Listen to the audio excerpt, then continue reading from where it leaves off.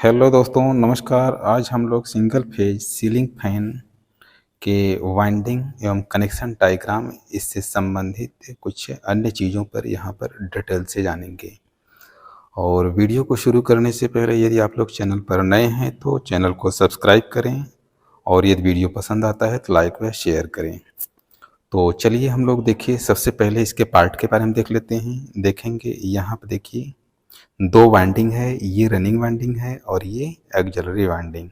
Running winding को main winding भी बोलते हैं, ऑक्सिलरी वाइंडिंग को स्टार्टिंग वाइंडिंग भी बोलते हैं। अब इसके लिए देखिए कनेक्शन निकाला गया है। जो ऑक्सिलरी वाइंडिंग है उसका कलर जो है ब्लैक कलर से निकाला गया है, ब्लैक कलर। और जो मेन वाइंडिंग है वो उसका रेड कलर से निकाला गया है, यानी कि इसका जो टर्मिनल निकला है वो रेड कलर का है। और इसके साथ में क्या देखेंगे, ये कोर जो बनाया गया है ये लेमिनेटेड सिलिकॉन स्टील का बना होता है। और लेमिनेटेड मतलब पतली पतली पत्तियों को असेंबल करके बनाया जाता है। और बाकी ये सॉफ्ट हो गया। और ये जो है ये इसको हम स्टेटर बोलेंगे। और इसके जो आउटर एरिया में होता है, इसका जो बॉडी पार्ट होता है, इसमें सीलिंग फैन के बाहरी एरिया घूमता है तो उसको हम रोटर बोलेंगे। यानी कि जो टेबल फैन है उसके जस्ट अपोजिट में इसका डिजाइन किया जाता है। इसको जो सेंटर में रहता है इसको स्टेटर बनाया गया है और जो आउटर एरिया पर रहता है उसको हम रोटर बनाए हैं। अब देखिए इसमें जो ये कनेक्शन दिया गया है, अब कनेक्शन की अगर हम बात करें, देखिए ये मेन वाइंडिंग है, दोनों वायर मेन वाइंडिंग का है। यानी कि एक में फेज लगा देंगे, दूसरे में न्यूट्रल लगा देंगे।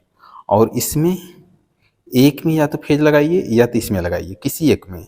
और इसमें न्यूट्रल नहीं लगेगा, यानी कि दोनों इसमें नहीं लगेगा, दोनों वायर किसी एक को लगाएंगे। और यहाँ पर कैपेसिटर लगाएंगे। अब कैपेसिटर की अगर हम चर्चा कर रहे हैं तो कैपेसिटर के बारे में देखिए। ये देखिए ये कैपेसिटर है।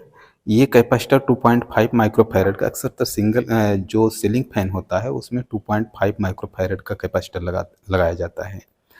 और ये कैपेसिटर है। और इस कैपेसिटर में देखेंगे एक होता है पोलराइज टाइप का होता है या पोलर कैपेसिटर, दूसरा होता है नॉन पोलर कैपेसिटर। तो ये नॉन पोलर होता है, यानी कि यह एसी और डीसी दोनों में यूज कर सकते हैं। और जो पोलर कैपेसिटर होता है उसमें जैसे एक टर्मिनल होता है, तो जैसे एक पॉजिटिव के लिए डिजाइन किया होता है, दूसरा निगेटिव के लिए। तो पॉजिटिव को पॉजिटिव में लगाना होगा, निगेटिव को निगेटिव में। अगर अपोजिट कर देंगे तो वो डैमेज हो जाता है, इसलिए इसमें नॉन पोलर होता है। इसमें पोलरिटी का कोई ध्यान नहीं होता है, कोई किसी में लगा सकते हैं। तो इसका जो कनेक्शन है, जैसे ये देखिए ऑक्सिलरी वाइंडिंग में दो वायर हैं, दोनों को किसी में लगा देंगे। अब देखिए इसको हम लगा भी देते हैं। ये देखिए लगा दिया गया है। अब इसमें लगा दिया गया है, इसमें फेज और न्यूट्रल दे दिया जाएगा। और इसमें से दोनों में से किसी एक में, मान लीजिए इसमें हम फेज दे रहे हैं, तो फेज दे दिया गया तो यह मोटर जो है रन करेगी क्लॉकवाइज में या तो एंटी क्लॉकवाइज में। अगर मान लीजिए यह मोटर एंटी क्लॉकवाइज में रन कर रही है, क्लॉकवाइज में रन कराने के लिए इसमें से जो फेज लगाया गया था, फेज, उसी फेज को निकाल करके इसमें लगा दें। तो यही कंडीशन चाहे न्यूट्रल भी लगा सकते हैं, यानी कि दो में से केवल एक ही वायर में लगेगा और एक वायर फ्री रहेगा। इसमें हम कोई सप्लाई नहीं लगाएंगे, ना कोई न्यूट्रल लगाएंगे, ना तो फेज लगाएंगे। वन टाइम में केवल एक ही में लगाएंगे, या तो इसमें लगा दीजिए फेज या न्यूट्रल, या तो इसमें लगा दीजिए फेज न्यूट्रल। और एक जो है एक टर्मिनल फ्री रहेगा। और इसमें दोनों में लगता है, एक में फेज लगेगा, दूसरे में न्यूट्रल लगेगा। तो इस तरीके इसका कनेक्शन हो गया। अगर मान लीजिए अब कंपेयर की अगर हम बात करें, अगर ये है 3 फेज मोटर से अगर हम कंपेयर करें तो सिंगल फेज सेल्फ स्टार्ट नहीं होता है, इसलिए हमें एक कैपेसिटर की हेल्प से इसको स्टार्ट करने की ज़रूरत पड़ती है। जब कैपेसिटर लगा देते हैं तो इसमें वन डायरेक्शन में इसका रोटेशन मिल जाता है और मोटर सेल्फ स्टार्ट हो जाती है। और जो 3 फेज होता है उसमें कैपेसिटर की ज़रूरत नहीं पड़ती है, वो सेल्फ स्टार्ट। उसमें क्या होता है, RYB एक 120 पर बाइंडिंग होती है, तो वन डायरेक्शन उसका रोटेशन होता है।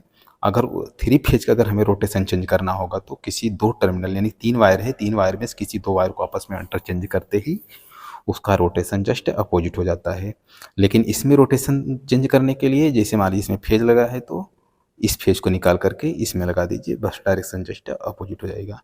इस तरीके यह सेल्फ स्टार्ट न होने की वजह से कैपेसिटर लगा जाता है। कैपेसिटर का काम है इसको सेल्फ स्टार्ट करना, और स्टार्ट होने के बाद साथ में जो कंटिन्यू जुड़े हुए होते हैं, दूसरा काम होता है ये इस मोटर का पावर फैक्टर को भी इम्प्रूवमेंट करती है। अब इसका यूज कहाँ किया जाता है? अगर सीलिंग फैन के लिए गया है, अक्सर ये सीलिंग फैन में ही यूज़ करते हैं। इसीलिए इस सीलिंग फैन में इसको देखिए, इसको स्टैटिक पार्ट जैसे अंदर वाले या सेंटर में जो लगता है उसको हम स्टेटर इसलिए बनाते हैं ताकि इसको आसानी से लटकाया जा सके, और बाहरी पार्ट को जो है रोटेट कराना होता है, वो इसकी डिज़ाइन भी आसान हो जाती है और इसको आसानी से इससे हम यूटिलाइज भी कर लेते हैं इसको। अब कनेक्शन डायग्राम की अगर हम बात करें तो देखेंगे कि यहाँ पर मेन वाइंडिंग है और यहाँ पर एक्सिलरी वाइंडिंग है।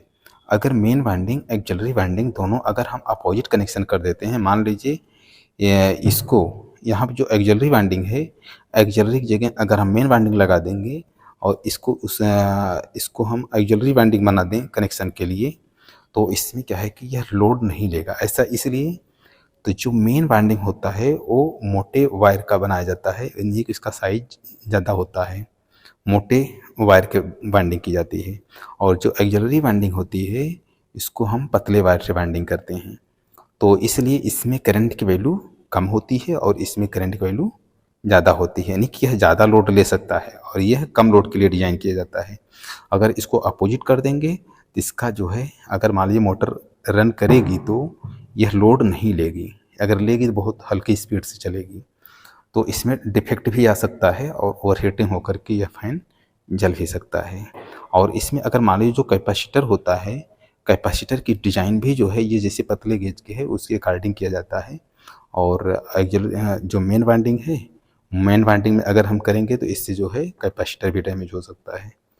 तो इस तरीके इसका जो है सावधानी बरतनी चाहिए। तो बस इस वीडियो को यहीं पर समाप्त करते हैं, और वीडियो देखने के लिए धन्यवाद।